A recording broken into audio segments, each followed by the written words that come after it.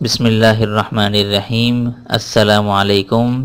ان وظائف کو پڑھنے کے لیے آپ کو اجازت لینے کی ضرورت نہیں۔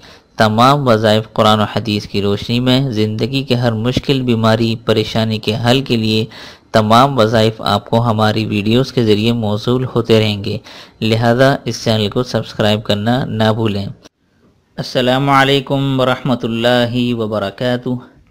میں ہوں مفتی ابو حسان اور امید کرتا ہوں آپ سب بہن بھائی اللہ کی رحمت اور فضل سے خیر و عافیت سے ہوں گے۔ آج کا جو وظیفہ ہے، جیسا کہ آپ لوگوں نے ٹائٹل میں پڑھا بھی ہے، کہ جو بچے اس چیز کا شکار ہیں کہ وہ ہکلاتے ہیں یا ٹھیک طرح سے نہیں بولتے یا آرٹزم کا شکار ہیں، تو ان کے لیے نہایت مجرب وظیفہ میں بتانے جا رہا ہوں۔ یہ والدین اگر سن رہے ہیں، اگر ان کے قوت گویائی میں مشکلات آ رہی ہیں، بول نہیں پاتے ٹھیک طریقے سے، ہکلاتے ہیں، تو ان کے لیے بہت مجرب وظیفہ ہے۔ یہ میں آپ لوگ کر لیں انشاءاللہ تعالی اللہ کی رحمت اور فضل سے آپ کا بچہ بالکل ٹھیک طرح سے بولنے لگ جائے گا، ٹھیک ہے؟ تو اب بڑھتے ہیں وظیفے کی طرف، اور وظیفہ آپ لوگ غور سے سنا کریں تاکہ آپ لوگوں کو سمجھنے میں آسانی ہو سکے، اور میں کوشش بھی یہی کرتا ہوں کہ اچھی طریقے سے ایکسپلین کر سکوں، ٹھیک ہے؟ اب جیسا کہ میں نے قرآن کریم کی سورت جو ہے سورہ انبیاء، سپارہ نمبر 17 اور سورہ انبیاء، یہ آپ نے کرنا کیا ہے کہ یہ پوری سورت انبیاء آپ نے یہاں سے لے کر، یہ چند پیجز ہیں، 1 2 3 4 5، یہ یہاں پر جا کے سورہ انبیاء ختم ہو رہی ہے۔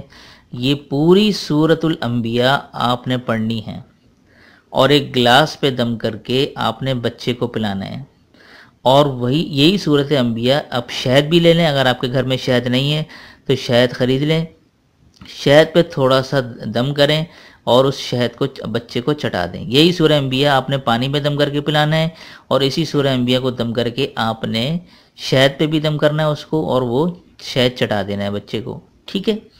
ایک تو یہ ہو گیا عمل، ٹھیک ہے؟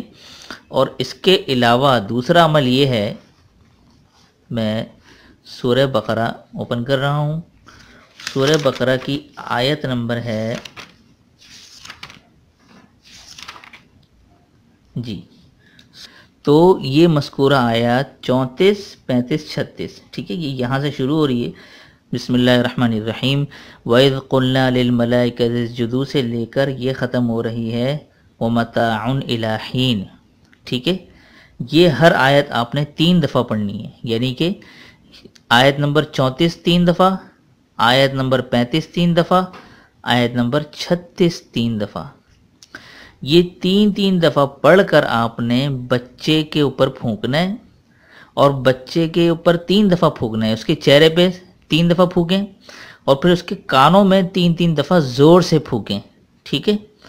تو یہ عمل آپ سمجھ گئے ہوں گے۔ ایک دفعہ میں دوبارہ ایکسپلین کر دیتا ہوں کہ اب آپ نے دوسرا عمل یہ کرنا ہے کہ 3 دفعہ آیت نمبر سورہ بقرہ کی 34 آیت نمبر 3 دفعہ پڑھنی ہے، پھر 35ویں آیت آپ نے 3 دفعہ پڑھنی ہے، 36ویں آیت آپ نے 3 دفعہ پڑھنی ہے۔ تو اس کے بعد یہ پڑھنے کے بعد بچے کے چہرے پر 3 دفعہ پھونکنا ہے، پھر بچے کے دونوں کانوں پر زور سے آپ نے 3 دفعہ پھونک مارنی ہے، ٹھیک ہے؟